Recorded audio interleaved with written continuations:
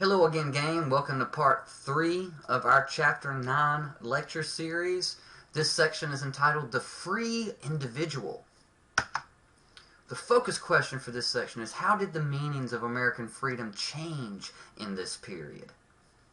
The ever-increasing emphasis on Western expansion and settlement during this period led to the creation of an idea known as manifest destiny.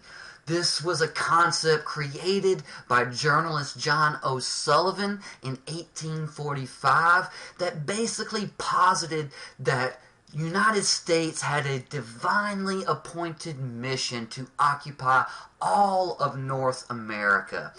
And those that stood in the way of American expansion were viewed as obstacles to the progress of American freedom itself.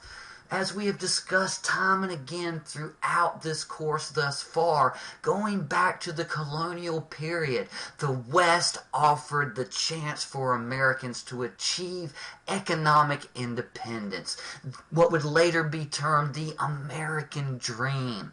Western expansion offered the chance for especially immigrants to escape the fixed social classes and large numbers of low-wage earning poor in Europe. There was nowhere to go in Europe. There was no frontier, no safety valve in which to release those social and economic tensions. So much of Europe was mired in this fixed status, especially when it came to economic equality and class status. Western expansion also was an escape valve for Americans from those low-wage factory jobs in the East, in those growing industrial hubs, particularly in New England. Gradually, over time, this sense of physical mobility itself, the ability to pick oneself up or one's family and move to a new area where economic opportunity might be greater, became a central component to the concept of American freedom itself. The first half of the 19th century also saw the rise of the first truly American philosophical movement, a movement known as transcendentalism. The identity of American freedom came to mean an absence of restraints on self-directed individuals seeking economic advancement and personal development. And this idea was born out of this philosophy of transcendentalism. Transcendentalists insisted on the primacy of individual judgment over existing social traditions and institutions.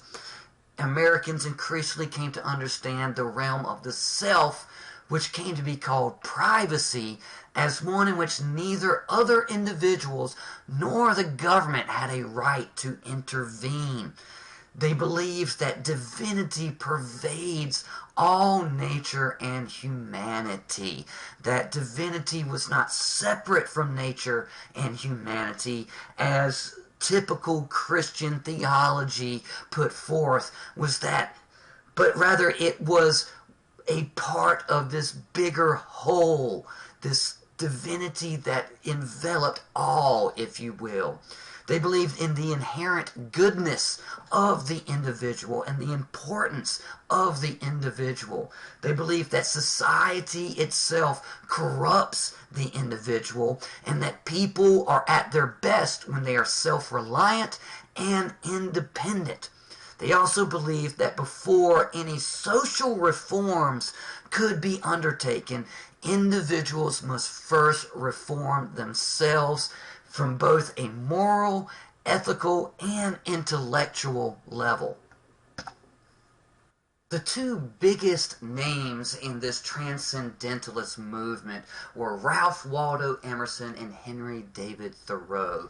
Emerson was pretty much the de facto leader of the transcendentalists. His writings really established the basis for the philosophy, and he really pushed to reform the American mind around these concepts of the individual and the importance of individual expression and self-reliance.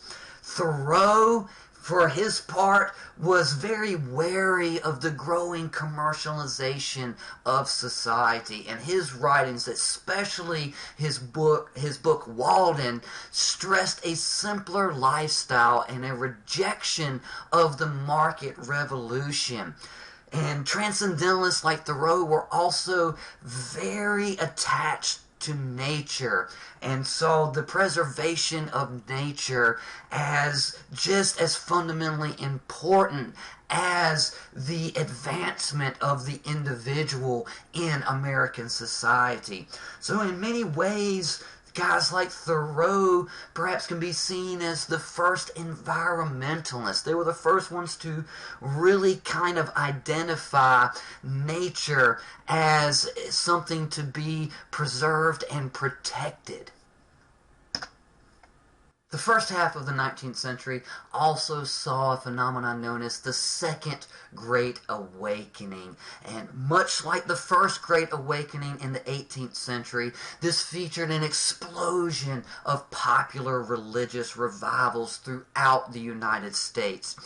The Second Great Awakening added a religious dimension to the growing celebration of self-improvement, self-reliance, and self-determination that was emerging from this transcendentalist philosophy that was penetrating American society at this time as well. The Second Great Awakening further democratized American Christianity.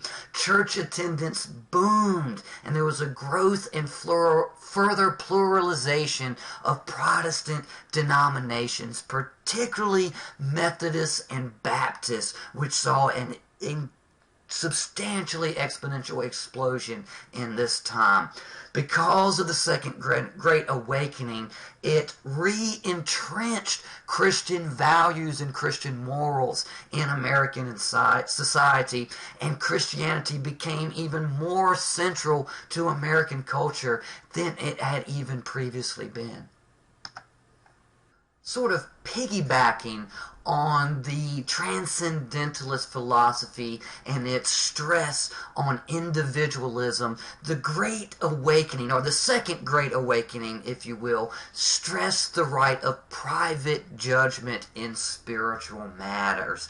It was up to each individual to judge for themselves what was truth and what was not when it came to spirituality and religion. Now, while the Great Awakening used the improved transportation that developed around the market revolution to spread its message, at the same time, the ministers associated with the Second Great Awakening railed against the growing greed and selfishness inspired by the market revolution. So there's this stark irony there between this movement using the tools that were developed by the market revolution to condemn that very market revolution itself. Now, the Second Great Awakening and the evangelical ministers associated with it were supportive in general of the transcendentalist emphasis on the individual. However, they were wary on that getting too far out of control. Much like the elites during the late 18th century were wary of democracy going out of control. They felt it could lead to too much anarchy and not enough stability in society. So the Second Great Awakening ministers generally advocated for a controlled individualism with a with an emphasis on hard work, sobriety, and self-discipline as the essence of freedom.